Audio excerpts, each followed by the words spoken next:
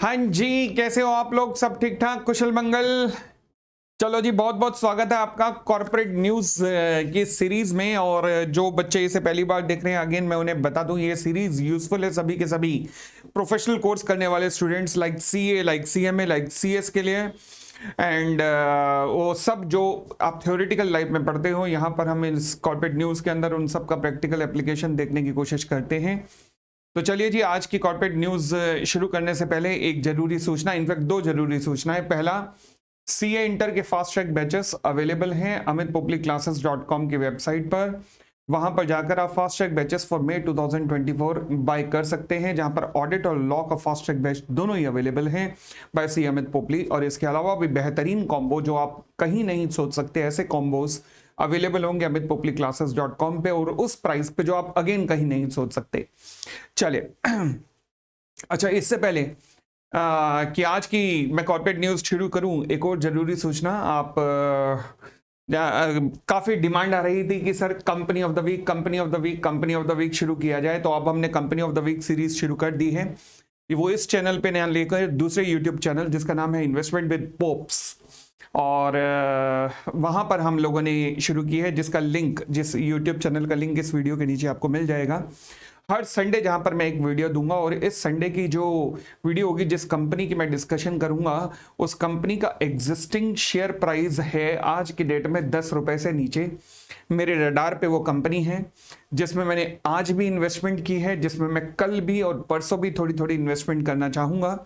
और फिर मैं इस संडे को आपसे वो डिस्कस करूंगा कि मैं क्यों इन्वेस्टमेंट कर रहा हूं। ये कोई इन्वेस्टमेंट एडवाइजरी चैनल नहीं है, यहां पर केवल पर्पस है कि मैं किन फैक्टर्स को देखकर किसी कंपनी में इन्वेस्ट करता हूं, ताकि आप भी वो फैक्टर्स जान सकें कल को जब आप इन्वेस्टमेंट करना शुरू करेंगे। ठीक हो गई इतनी बात? तो इस Sunday company of the week के अंदर हम उस कंपनी का नाम डिस्कस करेंगे। और चलिए जी, तब तक आगे बढ़ते हैं। अच्छा, कहीं ऐसा ना हो सर, वैसा ना हो सर, पहले बता दो सर। भाई देखो, मैं ये कोई इन्वेस्टमेंट एडवाइजरी चैनल है ही नहीं, ठीक है ना। तो केवल मैं अपनी केवल इन्वेस्टमेंट की डिटेल आपके साथ शेयर कर रहा हूं कि मैं इस कंपनी में इसलिए इन्वेस्ट कर रहा हूं। तो जिस कंपनी में मैं इन्वेस्ट आज, कल और परसों करने वाला हूं, आज कर चुका हूं, उसका एग्जिस्टिंग मार्केट शेयर 10 रुपए है। बावजूद इसके मैं इस कंपनी में इन्वेस्ट क्यों किया है, ये आपको पता लग जाएगा इस संडे को, ठीक है। चलिए नाउ लेट अस प्रोसीड। आज की पहली खबर है हमारे पास जी को लेकर। अरे जी से तो हमें मोहब्बत सी हो गई है। ये ऐसी मोहब्बत है जो ना पीछा छोड़ती है, न जाने देती है। क्या कहें, बताओ ऐसा। हाँ जी हुआ क्या अब? जी, अब हम चर्चा कर रहे थे कि अब इनके पास ऑप्शन क्या है। हालांकि इन्होंने कोर्ट का, आर्बिट्रेशन का सारे ऑप्शन एक्सरसाइज कर लिए हैं, बट ये और बात है कि इन्होंने एनसीएलटी के पास एप्लीकेशन फाइल डाली है कि एनसीएलटी यानी कि ट्राइब्यूनल को कहा है कि देखो जी, ऐसा है, सोनी इस डील से हट रहा है, उसे कहो, उसे मनाओ कि उस डील में वापस आए। अब ये तो वही बात हो गई कि भाई मैंने कहा, मान लीजिए नोरा फतेही को, कि हे नोरा, मैं तुमसे विवाह करना चाहता हूं। वो पागल हो गई कि भाई मुझे पोपली मिल रहा है। शादी वाले दिन मैंने मना कर दिया। नोरा कह रही है कोर्ट में जाके कि पोपली से कहो शादी करें। अब मैं नहीं करना चाहता, तो तुम कैसे कह सकती हो कोर्ट के थ्रू? क्या ये पॉसिबल है? बिल्कुल पॉसिबल नहीं, come on it's my will. तो सिमिलरली अब जी वालों ने एप्लीकेशन तो फाइल कर दी एनसीएलटी के पास, बट मुझे समझ नहीं आया एप्लीकेशन किसने सजेशन दी इन्हें। अच्छी कॉर्पोरेट लीगल टीम होगी इनके पास जो सजेशन, मतलब क्यों फालतू में एप्लीकेशन फाइल की, और कोई अच्छे ऑप्शन अपना लेते आप। खैर चलो, जो किया किया।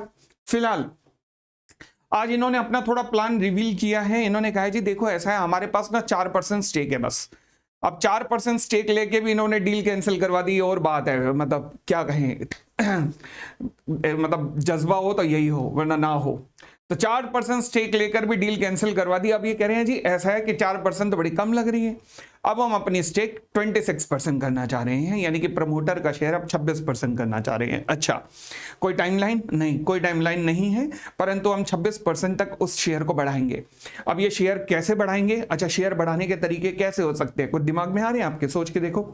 अब शेयर बढ़ाने के प्रमोटर अगर अपनी स्टेक बढ़ाना चाहता है तो किस तरीके से बढ़ा सकता है? पहला तरीका ये होगा कि ये किसी बड़े बड़े इंस्टीट्यूशनल को कहेंगे कि लाओ जी, हमें अपने शेयर्स बेच दो। पहला तरीका ये हो सकता है। दूसरा तरीका ये हो सकता है कि ये राइट इशू ले आए, और राइट इशू के अंदर अपने शेयर ले लें, मतलब अपना पोर्शन ले लें, बाकी लोग ना लें तो शायद इनका स्टेक बढ़ जाए, जिसका मुझे चांस नहीं लग रहा। मुझे पहला ऑप्शन ज्यादा लग रहा है। और फिर एक तीसरा ऑप्शन भी एक और है, वो ये कि ये बायबैक कर सकते हैं। बायबैक के द्वारा भी आम जनता को कह सकते हैं लाओ जी एक अच्छा प्राइस दे देंगे कि लो अपने शेयर इस प्राइस पे बेच दो और हम ये शेयर खरीदना चाहते हैं। तो पहले और तीसरे ऑप्शन में से कोई ना कोई ऑप्शन ही अपनाएंगे अगर ये कह रहे हैं तो। और अगर ये कह रहे हैं वो अगर करेंगे भी तो, अब मुझे कुछ पता नहीं है कि इस बारे में, मगर इन्होंने कहा है तो मैंने आपको बताया कि ये ऑप्शन इनके पास होंगे। अभी इन्होंने नहीं बताया कि कौन से ऑप्शन होंगे, बट कंपनी लॉ में डिफरेंट ऑप्शन इनके पास क्या क्या है वो मैंने बता दिया आपको, ठीक है। तो जैसे जैसे आगे खबर बढ़ेगी मैं आपको अपडेट करता रहूंगा। बट फिलहाल एक और न्यूज जी को लेकर ही है। वो न्यूज क्या है? वो न्यूज है सुभाष चंद्र, जो कि जिन्होंने कि जी की स्थापना की थी 1992 में। जिस टाइम केबल टीवी भारत में आए थे ना, तब गिन चुन के 2-4 ही चैनल चलते थे। तब उस टाइम एक स्टार था, एक जी था सबसे पहले आने वालों में। और तो इन्होंने ही मतलब स्थापना की थी, नंबर 1 चैनल भी इन्होंने ही बनाया था। खैर, और एक टाइम पर भारत के देश के टॉप 3 अमीर लोगों में से भी सुभाष चंद्र का नाम आता था। बट कहीं ना कहीं जब बागडोर सक्सेशन हुआ ना, कहीं ना कहीं अगली पीढ़ी के पास गया, पुनीत गोयनका के पास, तो कहीं ना कहीं मुझे लगता है कि वो साम्राज्य को संभाल नहीं पाए।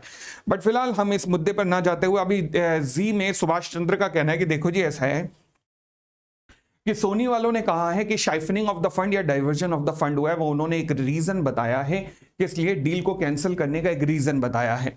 तो इनका कहना है कि देखो जी ऐसा है कि मैं अब क्रिमिनल केस फाइल करने वाला हूं सोनी के खिलाफ कि मैंने डाइवर्जन ऑफ फंड किया है, ऐसा हो नहीं सकता। तो ये दिल पे ले गए हैं थोड़ी सी बात, और अब ये डाइवर्जन ऑफ फंड के लिए एप्लीकेशन फाइल करने वाले हैं किस पे? सोनी के against criminal complaint. Criminal complaint मतलब डिफेमेशन, कि तुमने मुझे बदनाम किया है। डिफेमेशन, हाँ, इंडियन पिनल कोड की धारा 499 एंड 500, 499 एंड 500 आपको ये अधिकार देते हैं कि अगर मान लीजिए कोई आपको बदनाम कर रहा है तो आप उसके खिलाफ डिफेमेशन का केस फाइल कर सकते हैं। Indian penal code section 499 plus section 500, ये याद रखना है, ये सेक्शन याद रहने चाहिए, क्योंकि ये डिफेमेशन बड़ा ही नॉर्मल सा पॉइंट है जो हर जगह कई जगह सुनने को, आपको कई जगह सुनने को मिलता रहता होगा, ठीक है। तो ये डिफेमेशन का केस अब फाइल करने जा रहे हैं, सोनी के ऊपर सोच रहे हैं। अब देखते हैं आगे क्या होता है। अब सोनी ने भी अगर इल्जाम लगाया है तो पक्की बात है फालतू में लगाया नहीं होगा, उनके पास कोई डॉक्यूमेंट्री एविडेंस होगा। अब देखते हैं क्या टकराव होता है, क्या लंबा चलेगा। ये डील तो गई पानी में और शेयर होल्डर भी गए पानी में। अब जो भी होगा ये आपस में झगड़े ही होंगे, और क्या। अभी तो जो नया पंगा जो मैं अभी बता रहा था 2 दिन पहले, अब उसका पता नहीं क्या होना है। वो क्या नया पंगा क्या है? वो नया पंगा है वो जो डिज्नी का कॉन्ट्रैक्ट इन्होंने कैंसिल कर दिया है। अब डिज्नी पता नहीं क्या करने वाला है इनके खिलाफ, ये मुझे नहीं पता। फिलहाल जो भी होगा एक्शन, मैं I will keep on updating you कि क्या क्या होने जा रहा है। जो मुझे लगता है अगर मैं डिज्नी की जगह हूं तो कॉन्ट्रैक्ट कैंसिल करने के कारण मैं इनके खिलाफ, मैंने पहले भी डिस्कशन किया, मैं इंसॉल्वेंसी एंड बैंक्रप्सी कोर्ट में इनका डिफॉल्ट मान के इनके खिलाफ एप्लीकेशन फाइल कर दूंगा और इनको इंसॉल्वेंसी में ले जाऊंगा अगर मैं डिज्नी की जगह हूं। अब डिज्नी और इनके टर्म्स पे डिपेंड करता है कि कितनी मोहब्बत है दोनों को एक दूसरे से, और डिज्नी क्या करने वाला है, अब वो डिज्नी के ऊपर डिपेंड करेगा। फिलहाल अगली खबर बायजूस को लेकर है, और वो क्या कहते हैं, ऊंट के मुंह में जीरा डलने जा रहा है। अब धड़ाधड़ जहां पे डिफॉल्ट हो रहे हैं कंपनी के, और फॉरेन लेंडर भी कंपनी के खिलाफ इंसॉल्वेंसी की पिटीशन फाइल कर चुके हैं, वहां कंपनी ने आज कॉलर ऊपर करने की कोशिश की है। अब कॉलर ऊपर भी कौन से शर्ट के किए हैं, जिसे हम स्वेट शर्ट कहते हैं, जिसके कॉलर रहे नहीं हैं, तो उसके कॉलर ऊपर करने की कोशिश की है। और कंपनी ने कहा है कि हम $200 मिलियन का राइट इशू लेने जा रहे हैं, लाने जा रहे हैं, अपने एग्जिस्टिंग शेयर होल्डर से पैसा मंगाएंगे। हे प्रभु, $1.2 बिलियन का तुमने कर रखा है default. $200 million existing share holder तुम्हें लग रहा है कि तुम्हारे शेयर लेंगे, अच्छी बात है। पता नहीं क्या करने वाले हैं और क्यों करने वाले हैं, यह शायद कोई ऑल्टरनेट प्लान होगा जो हमें पता नहीं लग रहा, वरना $1.2 बिलियन का डिफॉल्ट करके बैठे हैं। ये तो एक लेंडर का डिफॉल्ट है, बाकी पता नहीं कितनों का क्या डिफॉल्ट हुए पड़े हैं। और वो बीसीसीआई का अलग डिफॉल्ट है। $200 मिलियन रेस करने जा रहे हैं, पता नहीं इरादा क्या है। खैर ये भी धीरे धीरे करके ही हमें न्यूज सामने आएंगी, मगर ये करने जा रहे हैं। अब पता नहीं, मतलब वही मैंने कहा ना, ऊंट के मुंह में जीरा आने वाला है बस। अब उससे क्या फायदा होगा पता नहीं। फिलहाल ये जो $200 मिलियन का राइट इशू आ रहा है, आपको इसकी हैरानी होगी इसकी वैल्यूएशन देखकर। वैल्यूएशन जो कंपनी अब से 1 साल पहले $22 बिलियन पे वैल्यूड की गई थी, आज की डेट में जब इसका राइट इशू आ रहा है तो उसकी वैल्यूएशन देखिएगा कितनी है। The EdTech major is going to raise fund at a drastic valuation cut of around 250 million from its all-time high of 22 billion in 2022. $250 million की वैल्यूएशन बची है अब। 1750 मिलियन उड़ गए मार्केट। 22 बिलियन की थी, सॉरी 22 बिलियन की से 250 मिलियन बचा है बस। बचा क्या? कुछ भी नहीं। चलो खैर, बायजूस देखते हैं आगे इनका क्या इरादा है, क्योंकि इंसॉल्वेंसी की पिटीशन फाइल हुई पड़ी है तो हमारे लिए बड़ा इंटरेस्टिंग मुद्दा होगा कि कहीं देश का सबसे बड़ा एडटेक इंसॉल्वेंट ना हो जाए, या इंसॉल्वेंट होगा या टेक ओवर होगा, देखने वाली बात होगी। अगली न्यूज फिलहाल है स्पाइसजेट के लिए। स्पाइसजेट के लिए थोड़ी सी रिलीफ की खबर है। स्पाइसजेट, इस कंपनी की जिंदगी में भी उतार चढ़ाव ऐसे भयंकर आए कि पूछो मत। एक जमाने में जब ये शुरू हुई स्पाइसजेट तो बड़ा प्रोफेशनल मैनेजमेंट था, फिर इन्होंने कंपनी की डायरेक्टरशिप पे कुछ पॉलिटिकल लोगों को एंटर करवाया। उन पॉलिटिकल लोगों ने स्पाइसजेट का पैसा उठा के अपनी अपनी कंपनियों में डलवा दिया। उथल पुथल हुई, कंपनी एकदम कगार पे थी, कंपनी बर्बाद हो जाएगी। अचानक से फिर कंपनी का मैनेजमेंट फिर चेंज हुआ और वो जो पॉलिटिकल बैकग्राउंड वाले डायरेक्टर्स थे उन्हें हटा दिया गया और नया मैनेजमेंट आया। अब आप कह रहे होगे सर नाम खुल के बताओ, मैं आप थोड़ा सा रिसर्च खुद भी करोगे आपको नाम पता लग जाएगा। खैर अब वो पुरानी बात हो गई तो इसलिए मैं नए नाम नहीं ले रहा। मैं क्यों और नए पंगे लूं जिंदगी में किसी पॉलिटिकल आदमी का यहाँ पर नाम लेके कि क्या क्या हुआ, तो छोड़ो फिलहाल। अब हुआ क्या, कंपनी सही चल रही थी बट कंपनी के खिलाफ फिर भी डाइवर्जन ऑफ फंड के इल्जाम लगते रहे। अब नतीजा ये हुआ कि कंपनी लेसर्स को, जो प्लेन देने वाली कंपनियां जो लीज पे प्लेन देती है ना कंपनी को, उनको पेमेंट नहीं कर पा रही थी। अब उनमें से कुछ लेसर्स ने कंपनी के खिलाफ केस फाइल किए, जिसमें से एक लेसर था विलिंगटन ट्रस्ट। इनकी पिटीशन को डिसमिस कर दिया गया है।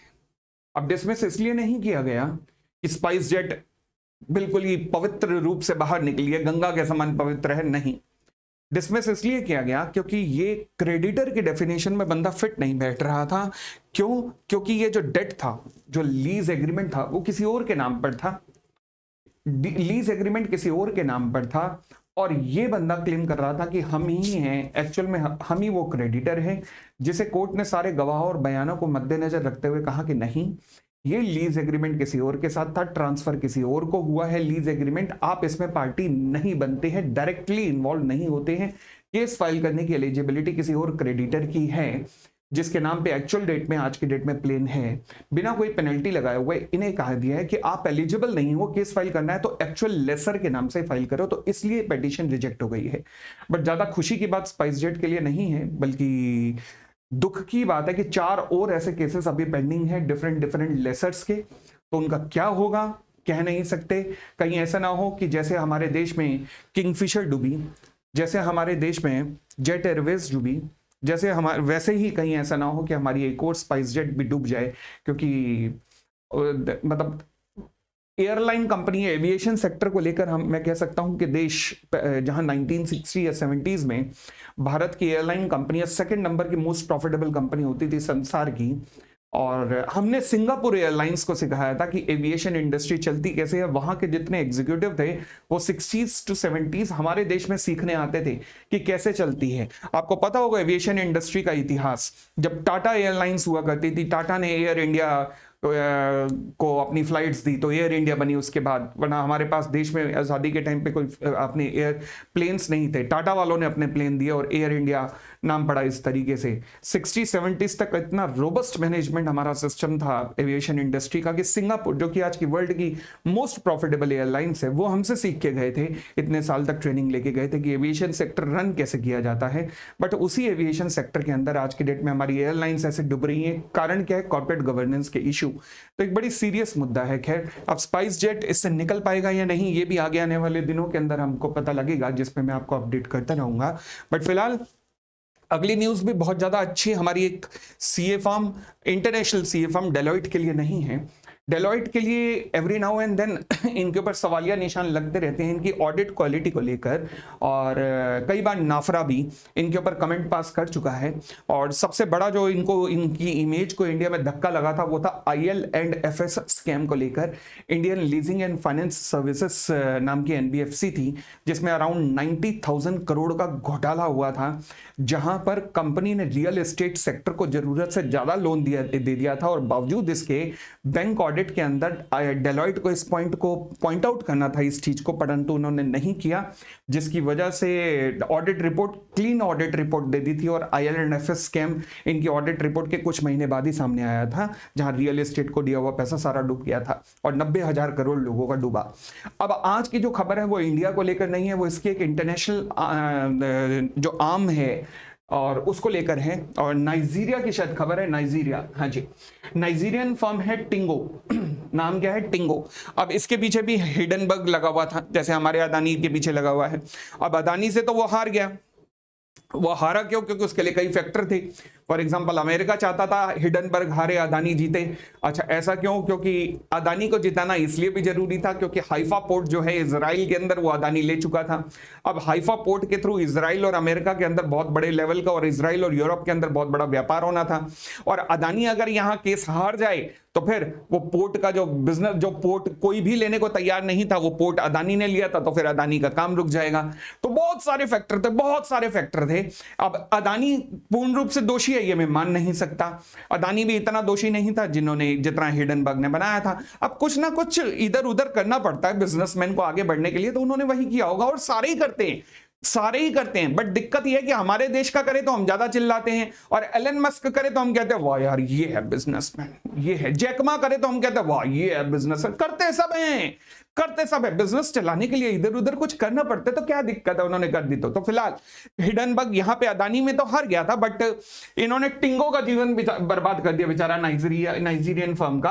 अब टिंगो में हुआ क्या कि लोन ले रखे थे टिंगो ने और बुक्स वगैरह में दिखाए नहीं थे, तो जिसके कारण, और डेलॉइट ने बुक्स में लोन नहीं दिखाए हुए बावजूद इसके डेलॉइट ने अपनी रिपोर्ट क्लीन रिपोर्ट दे दी। वाह, फाइनेंशियल एक्सपोजर है, बुक्स में आए नहीं। टिंग और डेलॉइट ने, इनके इंटरनेशनल आर्म ने एकदम क्लियर रिपोर्ट दे दी। हिडनबर्ग ने जब फ्रॉड का इल्जाम लगाया तो पता लगा भाई साहब लोन है जो बुक्स में शो नहीं हो रहे। तो फिलहाल अब डेलॉइट के ऊपर भी एक्शन हो रहा है, डेलॉइट की इंटरनेशनल आर्म, इंडियन आर्म नहीं, इंटरनेशनल आर्म के ऊपर जो है सिक्योरिटी एक्सचेंज कमीशन USA ने भी अब नोटिस उन्हें दिया है हिडनबर्ग की इस रिपोर्ट के बाद, और बाकी एक्शंस भी इनके ऊपर शुरू हुए हैं डेलॉइट के ऊपर, यानी कि ऑडिट क्वालिटी के ऊपर इनका एक सीरियस क्वेश्चन मार्क दोबारा से रेज किया गया है। तो दोस्तों ये थी हमारी आज की खबरें, और ऐसे ही और बाकी न्यूज के साथ और आपको अपडेट करने के लिए मैं मिलता रहूंगा। आशा है आप लोग इसे लाइक कर रहे हैं न्यूज को, और अगर लाइक कर रहे हैं तो फिर नीचे कमेंट भी लिख दिया करो कि हाँ सर कंटिन्यू रखो और ऐसी न्यूज लाते रहो। अब मुझे आज बताना कि आपको हफ्ते में कितने दिन ये न्यूज चाहिए। मुझे लगता है हफ्ते में 2 दिन, बट अगर इससे ज्यादा चाहते हैं तो आप मुझे बताइए कमेंट में, आज कमेंट बॉक्स में लिख के दीजिएगा। अच्छा, दूसरी बात अगेन, क्या सबने वो YouTube channel investment by pops like कर लिया है या नहीं कर लिया? नहीं किया तो कर लो, क्योंकि इस हफ्ते अगेन बता रहा हूं जो मैं शेयर ले रहा हूं, जिसे मैं आज ले चुका हूं और जो लेने वाला हूं, वो शेयर है 10 रुपए से कम का शेयर है। रिसेंटली इसने कुछ टेक ओवर किए हैं दुबई के अंदर, और इसलिए ये शेयर मेरे रडार पे आया। शेयर को मैं फॉलो अप कर रहा था पिछले 1 हफ्ते से। आज मैंने इसमें थोड़ी सी इन्वेस्टमेंट की, मैं थोड़ी कल भी करूंगा, मैं थोड़ी परसों भी करूंगा, और संडे को आपको अपडेट करूंगा कि ये शेयर मैंने क्यों लिया है। तो यानी कि हम company of the week discuss करेंगे। अगेन बोल दो, this is not an investment advice at all, ये केवल मैं अपनी इन्वेस्टमेंट आपको शो कर रहा हूं। आप जब अपना इन्वेस्टमेंट करेंगे तो अपने किसी फाइनेंशियल कंसल्टेंट से पूछ के करना जो कि सेबी रजिस्टर्ड हो, और वही सजेशन देने की या आपको कंसल्टेंसी देने की अथॉरिटी उन्हीं की है, मेरी नहीं। मैं तो केवल अपनी इन्वेस्टमेंट आपको डिस्क्लोज कर रहा हूं। तो thank you, bye bye, take care, खुश रहिए।